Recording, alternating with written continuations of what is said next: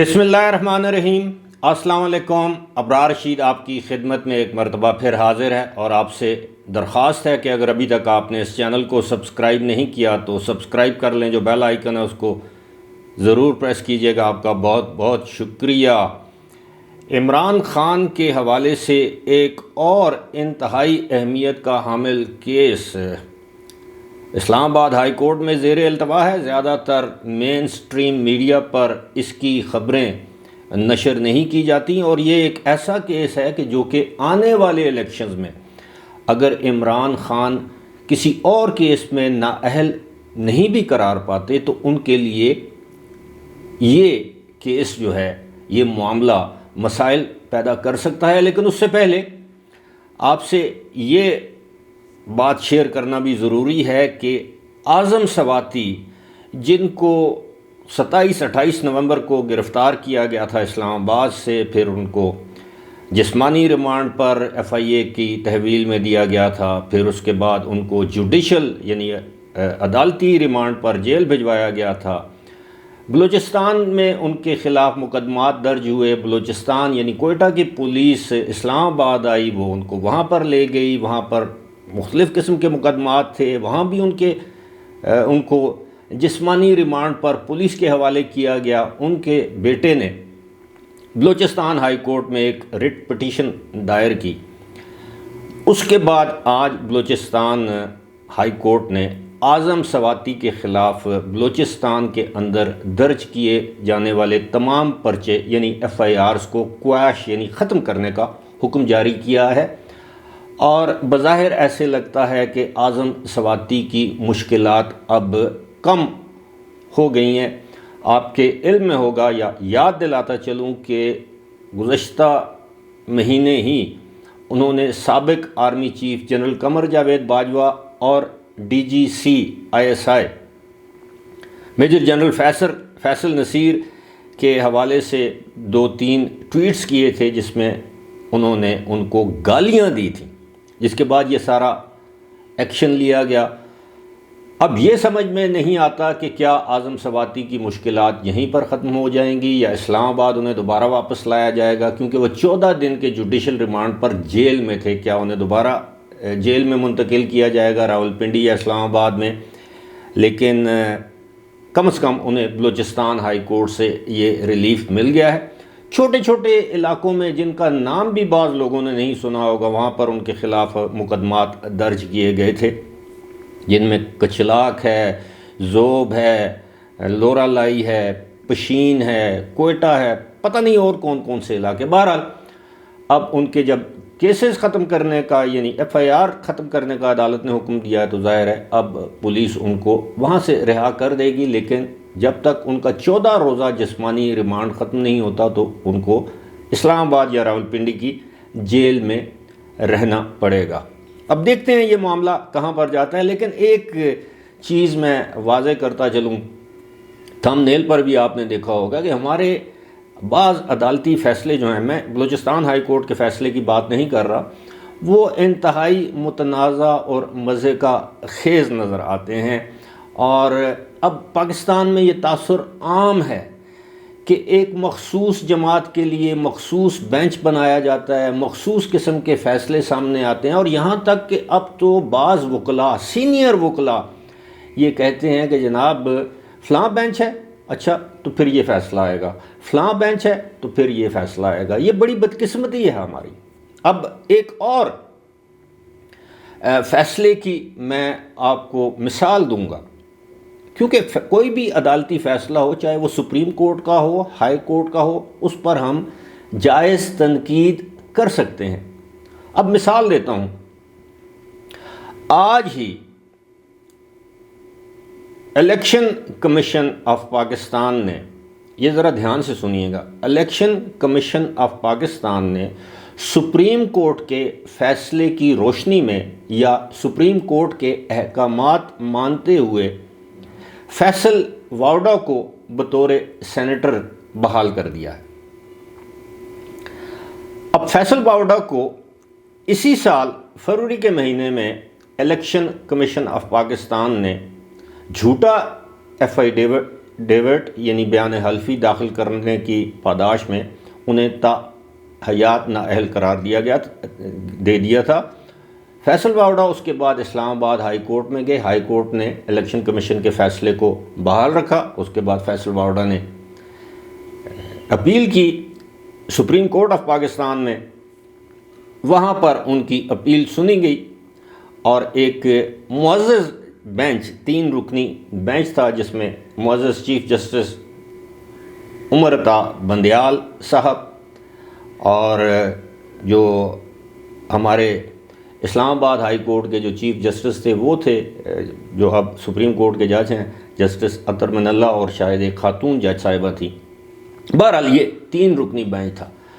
انہوں نے یہ، یا کوئی، میں اگر بینچ کے ارکان کا نام آگے پیچھے کر گیا ہوں تو میں معذرت خواہ ہوں پیشگی، کیونکہ عدالتی معاملہ ہے۔ بہرحال ایک 3 رکنی بینچ نے، جس کی سربراہی یقیناً چیف جسٹس صاحب کر رہے تھے، انہوں نے الیکشن کمیشن آف پاکستان کے اس فیصلے کو کالعدم قرار دیا۔ فیصل واوڈا کو عدالت میں بلایا اور ان سے کہا کہ ہمیں پتہ ہے کہ آپ جھوٹ بول رہے ہیں اور اتنا عرصہ آپ نے اس کیس کو لٹکائے رکھا، آپ ایک مرتبہ اپنی غلطی مان لیں تو ہم آپ کو معاف کر دیں گے۔ فیصل واوڈا نے ایسا ہی کیا، مرتا کیا نہ کرتا۔ تو فیصل واوڈا نے اپنی غلطی تسلیم کی کہ ہاں جی میں نے جھوٹ بولا ہے، بس غلطی ہوگی تو معاف کیا جائے، اس طرح کا معاملہ تھا۔ تو پھر ان کو معاف کر دیا گیا، پھر ان کی سزا کو ختم کر دیا گیا، یعنی تا حیات نااہلی کی سزا کو ختم کر دیا گیا، اور ان کو کہا گیا کہ اب اس طرح ہے کہ آپ کی وہ جو نااہلی ہے وہ 5 سال کے لیے ہوگی، کیونکہ وہ قومی اسمبلی کی سیٹ سے تو پہلے ہی مستعفی ہو چکے تھے، اب تو وہ سینیٹر تھے۔ لیکن ہماری شرط یہ ہے کہ آپ سینٹ سے بھی استعفیٰ دے دیں گے۔ اب ہوا کیا؟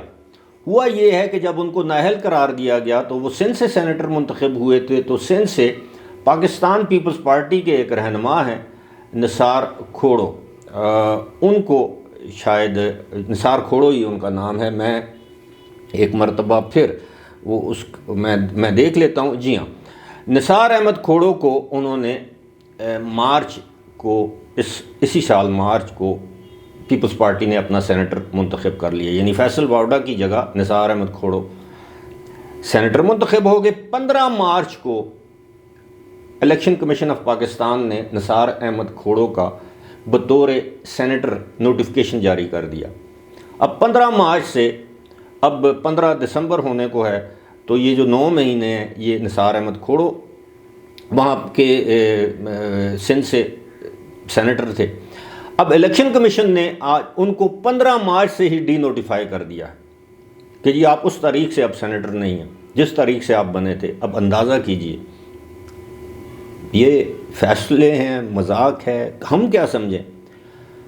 اب معاملہ یہ ہے، اچھا پھر اب سینیٹر فیصل واوڈا کو بحال کر دیا ہے۔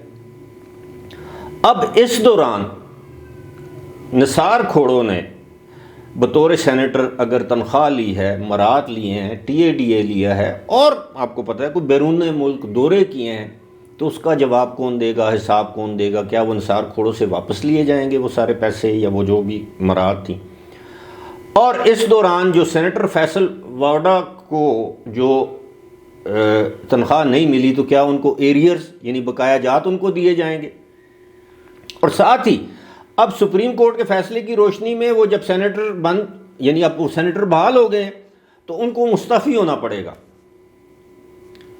یہ ذرا دیکھیے کہ کتنا ایک، میں اب اس کو دلچسپ کہوں، المناک کہوں، کیا کہوں، مجھے تو سمجھ نہیں آ رہی۔ مجھے امید ہے آپ سمجھ رہے ہوں گے کہ نثار احمد کھوڑو اب 15 مارچ سے سینیٹر نہیں رہے، اب ان کی جگہ فیصل واوڈا سینیٹر رہیں گے، اور فیصل واوڈا جس دن وہ سینٹ میں جائیں گے وہ اگلے دن مستعفی ہو جائیں گے۔ تو پھر یہ ساری ایکسرسائز کا مقصد کیا ہے؟ پھر ایک الیکشن ہوگا سینٹ کا، اور پھر نثار احمد کھوڑو یا کوئی بھی پیپلز پارٹی کا جو امیدوار ہوگا وہ کامیاب ہو جائے گا۔ تو یہ ہماری عدالتوں کے فیصلے ہیں۔ آپ یقین کیجئے کہ جگ ہنسائی ہی ہو سکتی ہے اس طرح کے فیصلوں سے، اور ہم کیا کہہ سکتے ہیں۔ اب آتے ہیں جناب ایک اور عدالتی کارروائی کی جانب۔ عمران خان کی تیسری اولاد، یعنی ان کی ایک صاحبزادی ہیں، بیٹی ہیں، ٹیرین وائٹ ان کا نام ہے، جس کو انہوں نے اپنے جو کاغذات نامزدگی ہوتے ہیں اس میں انہوں نے ان کا ذکر نہیں کیا، اپنی صاحبزادی کا۔ ایک شہری ہیں اسلام آباد کے، ساجد نام ہے، انہوں نے ہائی کورٹ میں یہ پٹیشن ڈال دی کہ جناب یہ تو انہوں نے جھوٹ بولا ہے، انہوں نے اپنی اولاد کو چھپایا ہے اور یہ صادق اور امین نہیں، ان کو ڈسکوالیفائی کیا جائے۔ اور اس معاملے کو تقریباً 2 سال ہو گئے ہیں اور لٹکا ہوا ہے۔ ابھی تک اسلام آباد ہائی کورٹ میں یہ فیصلہ نہیں ہوا کہ کیا یہ معاملہ، یہ جو کیس ہے یہ قابل سماعت بھی ہے کہ نہیں، یعنی ابھی تک تو یہ فیصلہ نہیں ہوا کہ اس کی سماعت بھی ہو سکتی ہے کہ نہیں ہو سکتی۔ البتہ اس حوالے سے عمران خان یعنی chairman P T I Imran Khan کو ایک نوٹس جاری کیا گیا ہے کہ وہ عدالت میں آئیں اور جواب دیں کہ جناب انہوں نے کیوں نہیں، یہ اگر ان کی اولاد ہے تو انہوں نے یہ اپنے نامینیشن پیپرز میں یعنی کاغذات نامزدگی میں اس بچی کا ذکر کیوں نہیں کیا۔ اگر وہ آپ کی اولاد نہیں ہے تو آپ بتا دیں، لیکن جو پٹیشن فائل کرنے والا بندہ ہے اس کے پاس ثبوت ہیں کہ جناب یہ تو مان چکے ہیں کہ یہ ان کی اولاد ہے اور اس کو یہ خرچہ دیتے رہے ہیں، اور اب بھی یہ جمائمہ گولڈ سمتھ کے گھر میں پرورش پا رہی ہے، اور ان کے جو دوسرے جو 2 صاحبزادے ہیں قاسم اور سلیمان، یہ ان کے ساتھ رہتی ہیں۔ اب یہ ایک ایسا معاملہ ہے کہ آج اگر عدالت اس کو قابل سماعت نہیں بھی کرتی تو جس طرح میں نے پہلی ویڈیوز میں ذکر کیا ہے کہ ہواؤں کے رخ جس طرح بدل رہے ہیں، اسی طرح اب بہت سے رخ بدل رہے ہیں، تو کل کو کوئی عدالت اس مقدمے کو سن سکتی ہے، اس کو قابل سماعت قرار دے سکتی ہے۔ تو پھر آپ خود سوچ سکتے ہیں کہ جن صاحب کو سپریم کورٹ آف پاکستان نے صادق اور امین قرار دیا تھا، ان صاحب کے کون کون سے معاملات اب آنے والے دنوں میں مزید سامنے آنے کو ہیں۔ لوگ توشہ خانہ گھڑیوں کو بھول جائیں گے۔ فی الحال مجھے دیجیے اجازت، خدا حافظ۔